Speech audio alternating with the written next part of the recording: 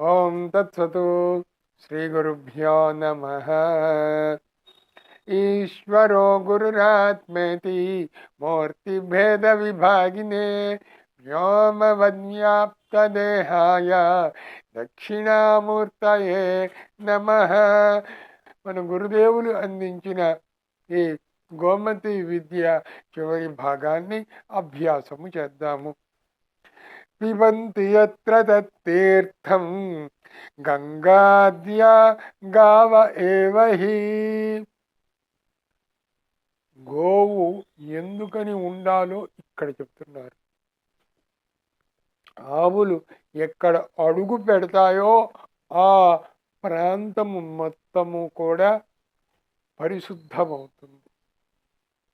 ఆ ప్రాంతము మొత్తము కూడా పవిత్రమవుతుంది.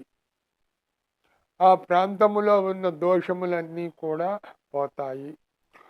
ఆవులు ఎక్కడైతే గోమయాన్ని విడుస్తాయో, ఏ భూమి మీదైతే పడుతుందో అది మహా క్షేత్రముగా వర్ధిల్లుతుంది.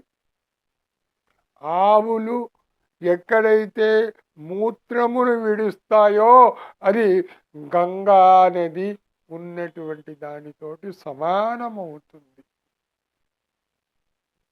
ఇది అతి ముఖ్యంగా అందరూ తెలుసుకోవాల్సింది. అందుకని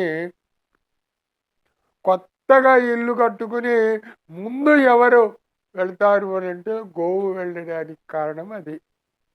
ఎందుకని ఆవు తన అడుగు పెడితే ఆ ఇంటిలో ఉన్నటువంటి దోషములు, వాస్తు దోషములు, లేకపోతే భూదోషములు ఇత్యాదులన్నీ కూడా పోతాయి.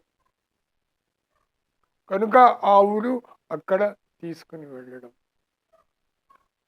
ఆవులు ఎక్కడ అడుగు పెడితే అక్కడ ఆ భూమి పవిత్రమవుతుంది. ఆవులు ఎక్కడ గోమయాన్ని విడిస్తే అది దాన్ని మించినటువంటి క్షేత్రము మరొకటి లేదు. ఆవు ఎక్కడ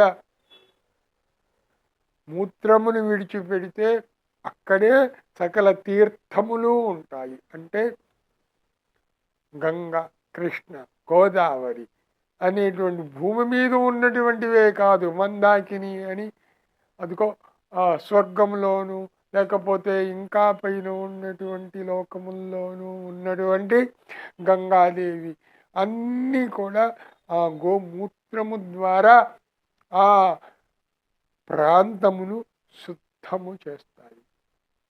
ఇది గోమాతకు ఉన్నటువంటి మహిమ.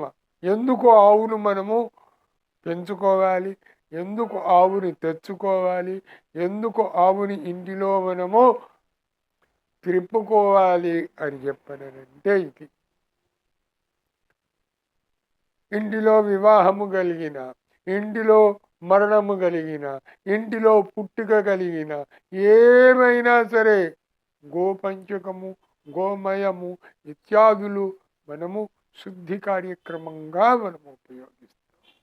కనుక ఈ విధంగా సకలము ఎక్కడైతే ఆవు ఉందో అది దివ్యమైనటువంటి క్షేత్రము అవుతుంది అని ఘంటాపథంగా మనకు వ్యాస భగవానుడు చెప్పాడు అగ్ని పురాణములో. ఈ గోమతి విద్య ద్వారా ఈ 9 శ్లోకములు వరకు ఉన్నటువంటి ఇది చాలా ముఖ్యమైనటువంటిది.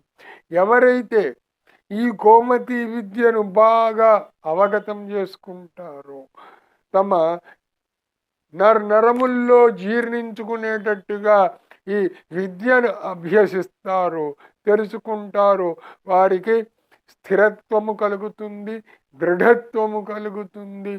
ఈ దృఢత్వము, స్థిరత్వము వల్ల వారికి భక్తి అనేటువంటిది, జ్ఞానము అనేటువంటిది స్థిరముగా కలుగుతుంది. ఫలితంగా వారు ధర్మనిష్ఠులై ఉంటారు. కనుక ఈ గోమతి విద్యను మనము అభ్యసించటం వల్ల గోమాత మహిమ మనకు తెలిసి అమ్మవారిని మనము మన మన మనస్సు శరీరము కర్మల ద్వారా అమ్మవారిని పూజించగలుగుతాము. మామూలుగా పూజ చేయటం వేరు, ఈ విధంగా తెలిసి చేయడము వేరు. కనుక ఏం తెలుసుకోవాలి? ఈ గోమతి విద్యను తెలుసుకోవాలి. కనుక గురుదేవులు మనకు అందించగా ఈ విశ్వావసునామ సంవత్సరంలో ఈ 9 రోజులు మనము ఈ అమ్మవారి విశేషములను ఈ గోమతి విద్య ద్వారా తెలుసుకున్నాము. ఓం తత్సత్.